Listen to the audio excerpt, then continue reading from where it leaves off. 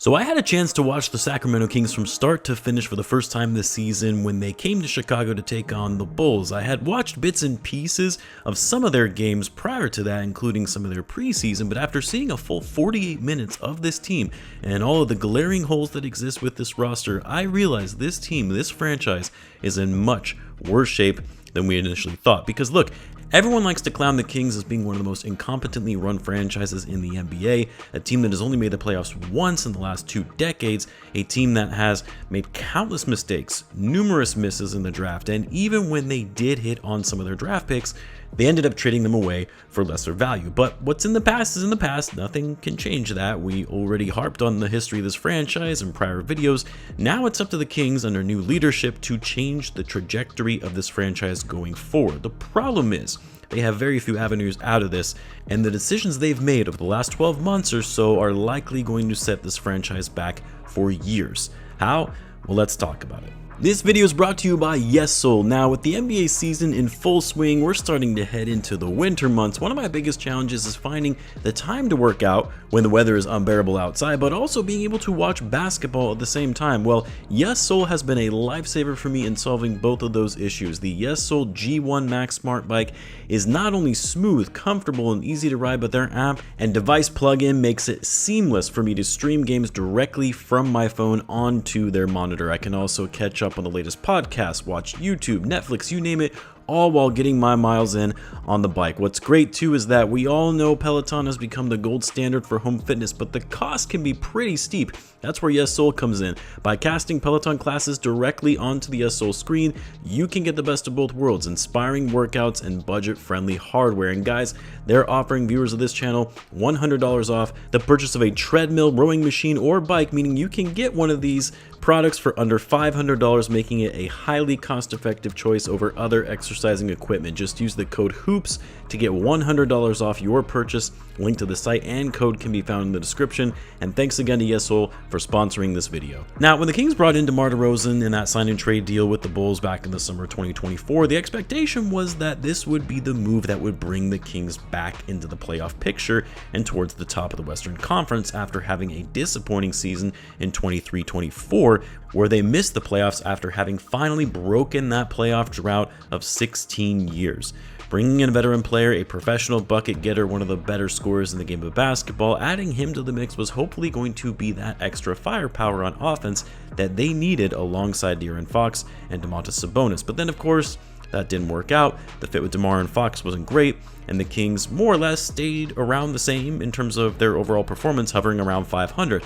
And with Fox growing frustrated, him soon being due for a contract extension, him not seeing this franchise setting him up for success long term, Fox ultimately would request a trade, and the Kings would subsequently move on from their franchise player and bring in Zach LaVine. Yes, the Kings for some reason thought it would be a good idea to replicate what the Bulls did that clearly did not work for their own franchise, replicating it 3 years later when both players are now older and on larger contracts. Don't get me wrong, I love DeMar DeRozan, I love Zach LaVine, but if the Kings watched any Bulls games over the prior 3 seasons, they would have seen that LaVine and DeMar together does not work without an elite level floor general and playmaker, which of course the Kings did not have.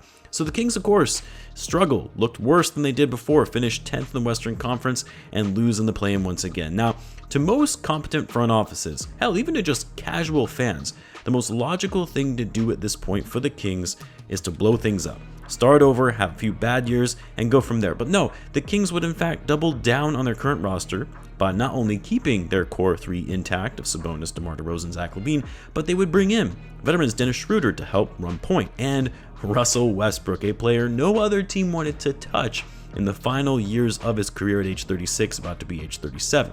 And so now the Kings find themselves in a situation with an aging core that isn't going to make the playoffs, a few young players that are okay, but nothing that I would get too excited about in terms of them having future star level potential, a team that is already towards the bottom of the West, 27th ranked on offense, 21st in net rating, one of the worst free throw shooting teams in the league, a team that can't space the floor, having very few outside shooters, they don't rebound well, they have little ball movement, and just generally speaking play a very bad brand of basketball that isn't conducive to winning. But what makes this such a disaster for the Sacramento Kings, as not only are they not a good team in that they're trying to win and compete for a championship with the type of players they have on their roster, but more so their future outlook when you're talking about a team that has untradeable contracts, a team over the salary cap and close to that luxury tax line, and a team that has already sent over some of their first and second round draft capital to other teams. They do have a future first-round pick coming their way from the Spurs in 2027 as part of the Fox trade, but that pick is looking less and less valuable as we see the ascendance of the Spurs with their up-and-coming team, most specifically with Victor Wembanyama. They still have 2 seasons after this one of Sabonis' max contract on their book, which is going to be very hard to move in today's CBA environment for a player, while very skilled and can do a lot of things, is an absolute liability on the defensive end and has already started off the season poorly in shooting the ball.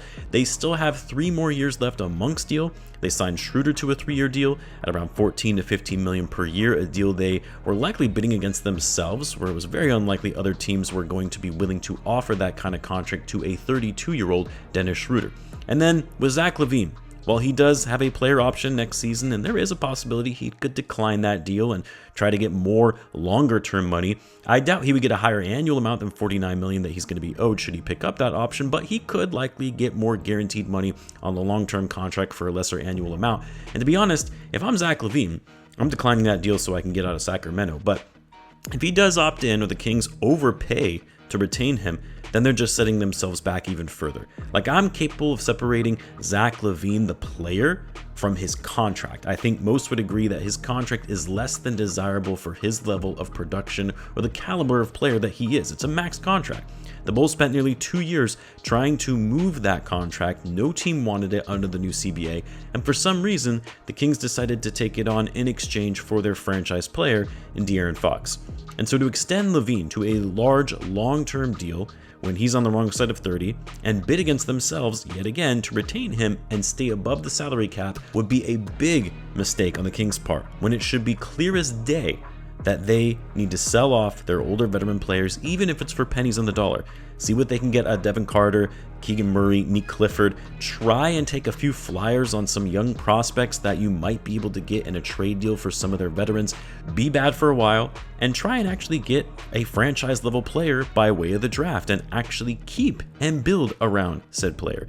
The problem is, given the history of this franchise, the ownership, we know they're likely not going to do that, and they're going to try and keep doubling down on this team. I just hope for the city of Sacramento and their fans, being in such a small market, that they can turn this thing around and bring some excitement back to that city. Anyway, just my take on the matter. I would love to hear what you guys think. Let me know in the comments. As always, be sure to subscribe, and I will see you in the next one.